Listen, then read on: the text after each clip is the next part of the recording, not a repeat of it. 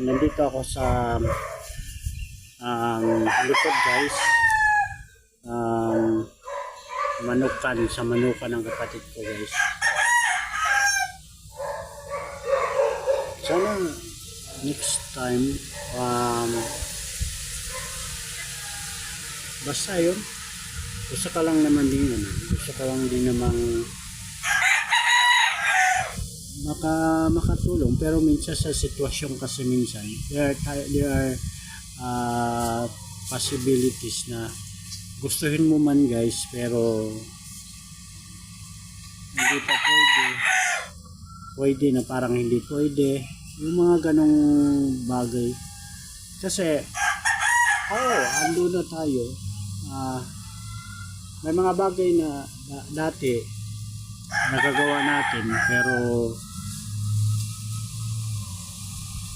darating din pala ang panahon na hindi mo na magawa kasi you're not going younger, you're going older already. That's why it's hard. Kaya dapat noon sa kahirapan kasi noon, so pag nakapagtrabaho ka, you're wasting in everything, wasting ng ganito, wasting time, wasting money, everything nung makapagtrabaho ka nung kabataan na yun. Pero yun pala, you should realize na sometimes it's not that way. Hindi dapat ganun kasi darating ang panahon katulad ng ganito, tumatanda yung mga ganung bagay na hindi natin expect na ganun. Kasi especially pag nag-iisa ka, wala kang pamilya, you have family, you have siblings, you have relatives, you have friends, but what I mean is yun bang hindi ka nakapag-asawa, destiny o depende siguro pag mga ganyang bagay nasa atin naman yung guys. Hindi naman natin yan. May plano ang Panginoon. God has His plan about us, about the people He created. But then maybe we could not anticipate things na binigay niya. So siguro ganong mga bagay, kaya minsan ganun talaga ang buhay. Hindi mo pwedeng nasa una ang pagsisisi. Siyempre ang pagsisisi nasa huli, para lang yung hindi ka naman babagsak pataas, pero babagsak ka pababa. Pero ikaw nga, sabi nga nila, huwag kang pa-stress. Be happy lang. Habang may buhay, may pag-asa. May pag-asa habang nabubuhay. Pero, hindi mo alam kung ano yun hanggat hindi ka kikilos. Pero, case to case basis naman din yun guys. Kahit sabihin mong kumbaga, basta ganun ng thinking ng basta yun na yun, hindi na kailangang i-elaborate pa ang mga bagay na nangyayari para magiging ka sa buhay, di ba? Siguro oo na, ando na tayo. God has plan, but it needs that you work for it, di ba? Katulad ko, gusto ko magtrabaho, pero in my case kasi siyempre yung mga bagay na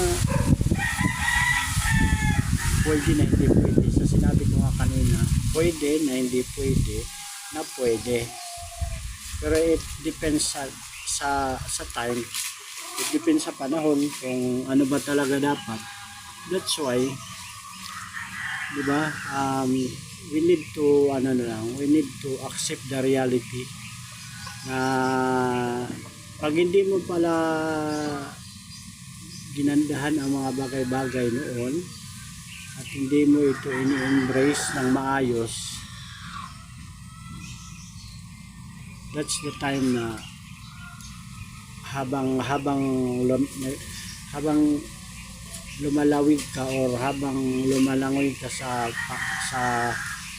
panahon, o kumbaga habang lumalangoy ka sa dagat, you encounter things na magbalik tanaw ka tuloy sa mga dapat ganito noon, di ba? Yun pero it just happened already. You're not making the time back, or you make things na you flashback things, but you didn't stop the time and return to. Sabi nga nila sa palabas ni Dingdong Dantes at saka ni Marian Rivera, rewind. Oh, you should rewind things, pero hindi sa ganong way. Kumbaga, habang papunta ka na sa isang bagay, habang papunta ka doon sa, hindi natin sabi pa, pagtanda, sige, ando na. Dapat minimize criticism others, be happy na lang, don't think bad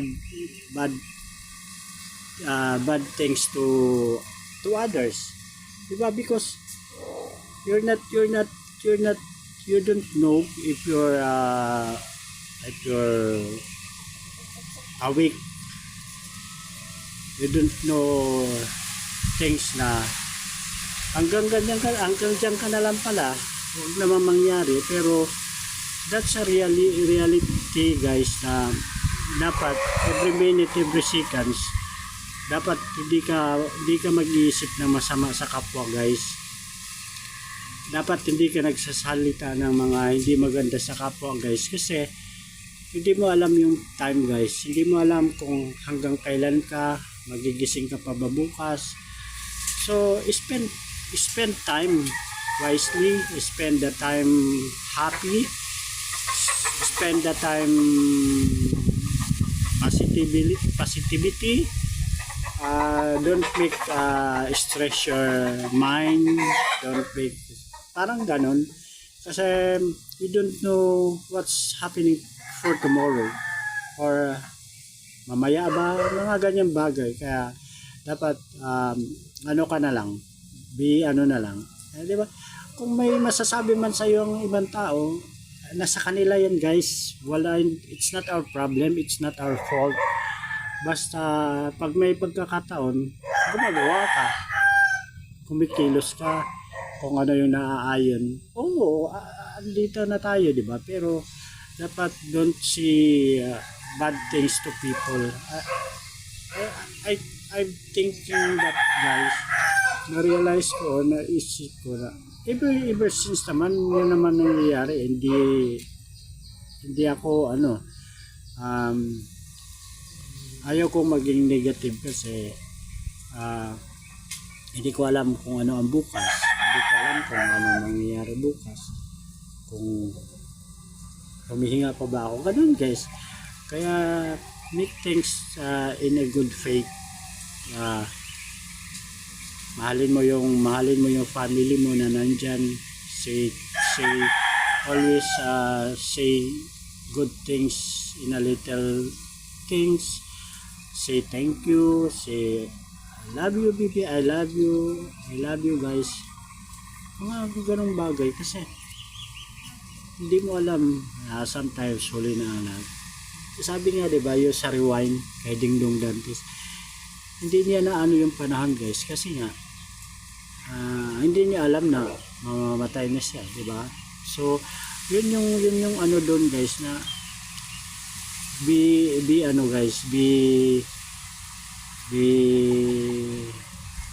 anong tawag nun, yung yung ano guys, yung ano ka, dapat magiging ano ka, ah, ah, isipin mo yung mga bagay na ano guys na ah, oh my god, may aso. O, diba? Yung aking aso magulo. Yung mga bagay na dapat pag-isipan mo bago mo siya sasabihin, diba? Kasi mahirap. You don't know what's next. Basta ganun. Bye. Thank you very much. Na ganun lang ako. And then, see things na nag-i-emote ako. Pero, sometimes we realize na mahalaga ang bawat oras, mahalaga ang bawat minuto. Wag mong palagpasin kung ano mang mayroong ka ngayon. Embrace that one. Kung ano ka at kung sino ka. Ang importante, buhay ka. Basta hanggat buhay ka, yun. Gawin mo ang bagay na mga magagandang bagay. Huwag kang mag-isip ng negativity. Be positive always.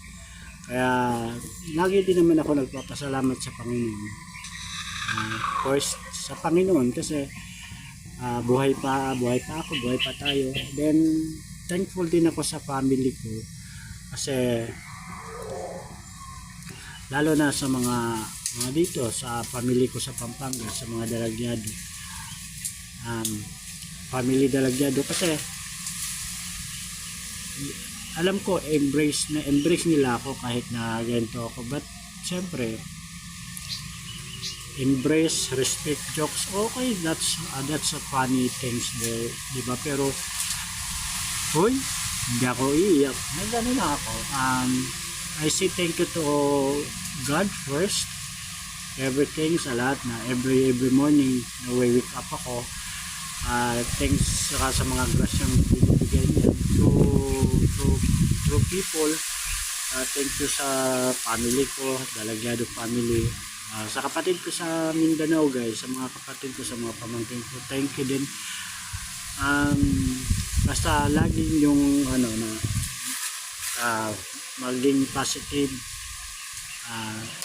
Pagkita nyo nagmamahal kayo, mahal nyo mga pamilya nyo, mahal nyo yung mga kapatid nyo, yung mga ganun. Hoy, sige na guys, bye na guys, baka maiyak pa ako sa kwento ko sa sarili ko. Uy, talaga sana all.